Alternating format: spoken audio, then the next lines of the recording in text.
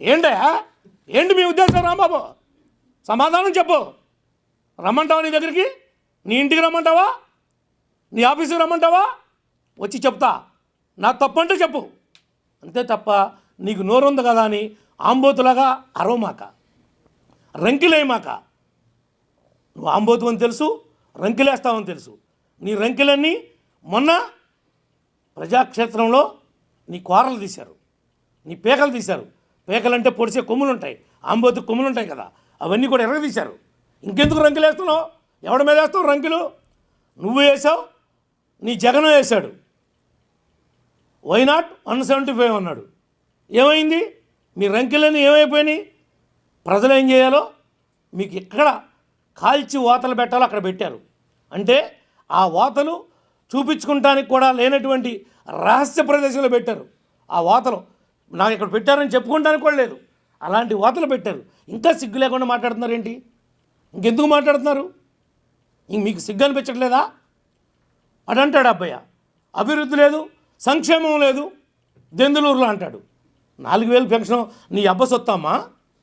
ఆ ఇచ్చింది నీ అబ్బ సొత్తా లేకపోతే నీ జగన్ అబ్బ సొత్తా? అది సంక్షేమం అనరా? దాని సంక్షేమం లెక్కలోకి రాదా అది?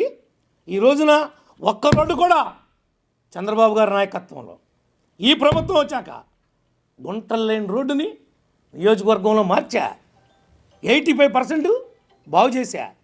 నువ్వు వదిలేసినటువంటి ఏలూరు పెరికేడు రోడ్డు వాళ్ళకి రావాల్సి వస్తే 18 కోట్లు చంద్రబాబు గారు పాత బకాయి ఇస్తే ఆగ మేఘాద మీద పరిగెట్టిస్తున్నా.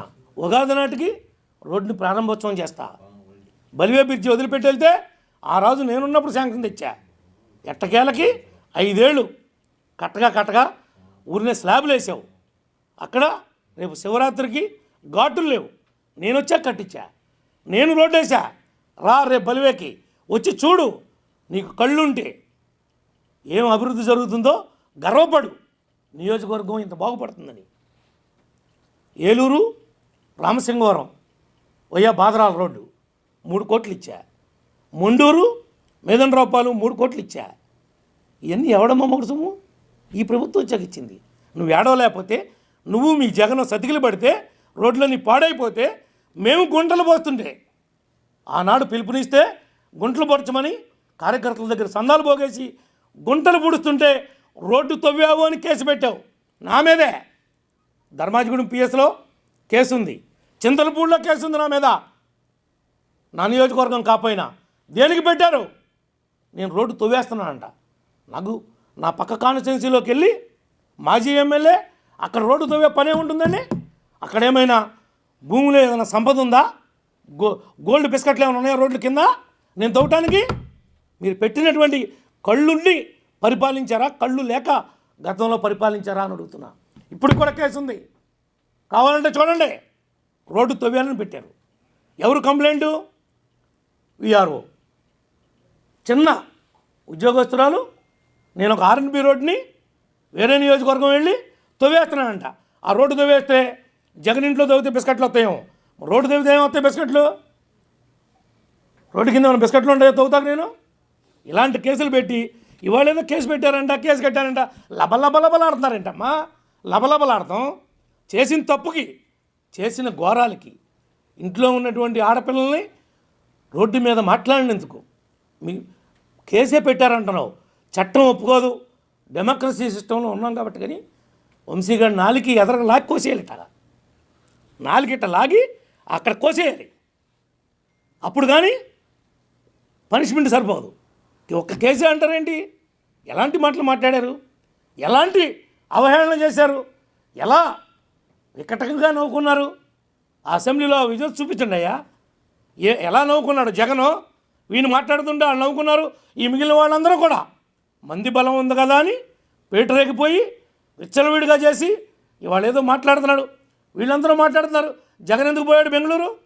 వంశీ దగ్గరికి రావచ్చుగా, జైలుకి వెళ్ళొచ్చుగా. ఒక దాంట్లో పుట్టి ఇంకో దాంట్లోకి వచ్చాడు కదా వాడు. నీ గూడికిం చేశాడు కదా, నువ్వు తిట్టించావు కదా వాడితో. ఇవాళ వాడు జైలుకి వెళ్ళాడంటే కారణం ఎవడో? జగనే. జగన్ డైరెక్షన్తో తిట్టాడు, జగనే ప్రోత్సహించాడు. ఇవాళ పనిష్మెంట్ అనుభవిస్తుంది ఎవడు? ఆ రోజు ఏదో నోరు ఉంది కదా అని మీడియా వాళ్ళు కెమెరాలు పెట్టారు కదా అని మైకులు చూసి రెచ్చిపోతే పనిష్మెంట్ ఉంటుంది, ఉండకుండా ఉండదు. తప్పు చేస్తే, తప్పు చేయనివాడు చాలామంది ఉన్నారు. అందరి జోలికి వెళ్ళరా? ఎందుకని వెళ్తలా? నేను కూడా గతంలో జగన్ గురించి మాట్లాడాను కాబట్టి ఫస్ట్ నన్ను తీసుకుని 67 లోనికి వేసాడు. నన్ను ఎందుకు వేశాడు?